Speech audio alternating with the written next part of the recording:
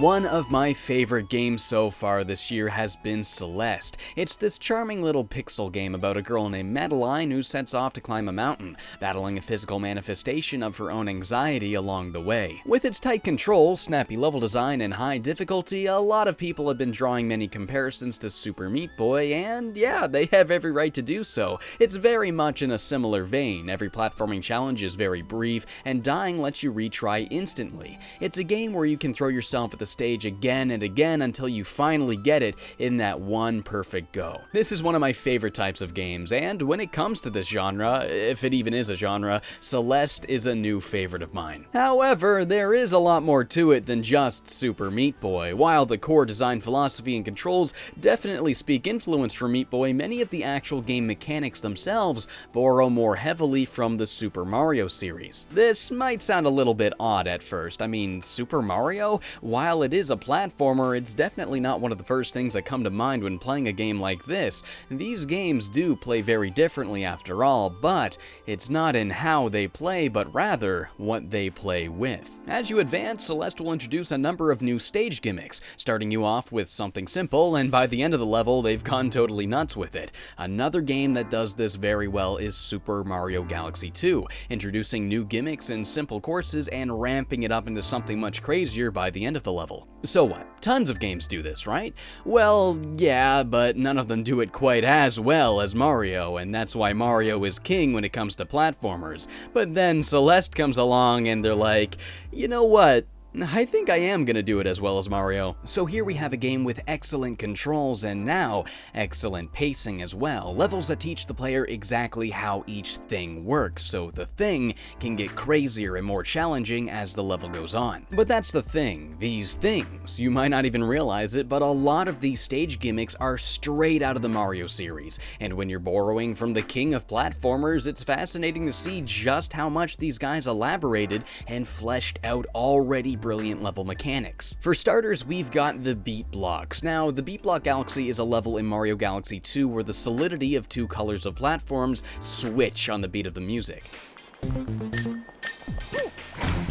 These also appeared in several variations in Super Mario 3D Land and 3D World. This gimmick makes an appearance plenty of times in Celeste, but this game uses them in a way that Mario didn't. While these blocks had you being cautious about the timing of Mario's jumps and wall jumps, Celeste ramps things up by making you also time your climbing. Climbing is a pretty big mechanic in Celeste, and your grip will only last so long. Stacking that on top of platforms that are only there in intervals, and you now have a whole new layer to making your climbing as precise as possible. And there's some challenging things Celeste does with the beat blocks that Mario never quite had the guts to do. It's not just about landing on them while they're there, but also getting by them when they're not there. Celeste uses the intervals when the blocks are gone just as much as they use the intervals when they're solid. For example, there's going to be times when you'll hold onto the platform, jump off and inwards right as it vanishes so you can pass through at the right moment. It's tricky stuff like this that works better in a 2D environment than it does a 3D one, and that's why the beat blocks were a fantastic choice to borrow from Mario and to rediscover its potential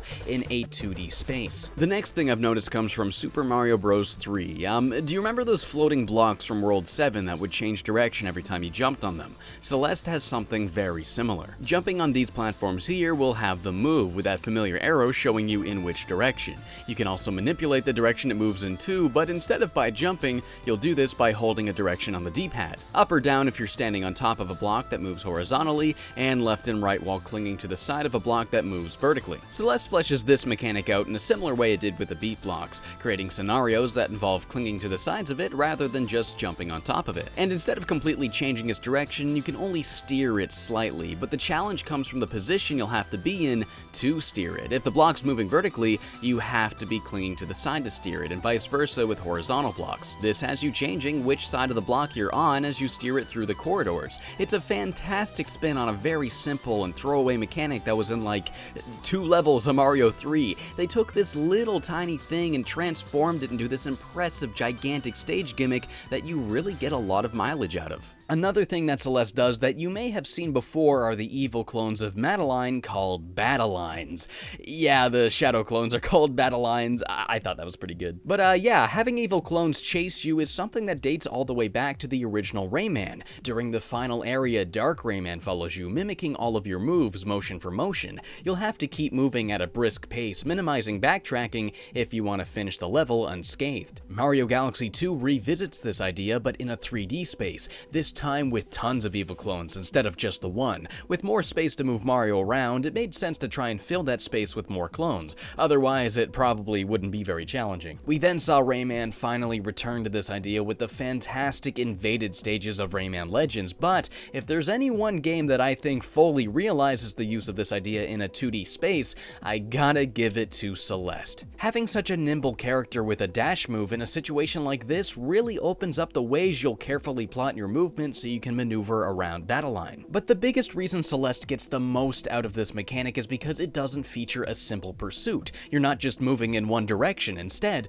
the Battleline stages often focus on larger areas that have you hitting a bunch of switches in no particular order, perhaps moving through several corridors and back. I always thought the strongest Cosmic Clone levels were the ones that had you trying to collect purple coins in a limited space, rather than the ones that had you simply reaching the end of a level. I mean, if you just go forward, there's not really much challenge, is there? You'll just keep moving and you'll be fine. You don't have much reason to cross paths with the clones because the path you made for them is consistently behind you. But when you have to operate in a smaller space, doing something that does not follow a linear path or order, that's when you have to start worrying about retreading your steps. With the stages set up to be navigated in a way that has the character going back and forth, you end up spending a lot of time maneuvering around these characters instead of just running from them. It changes it from a chase scene to an obstacle course where you have input over the obstacles. One of my favorite examples is this screen, where you'll have to dash through the stage's center in varying directions, but with the battle lines all doing the same thing, the timing in the course you guide your character,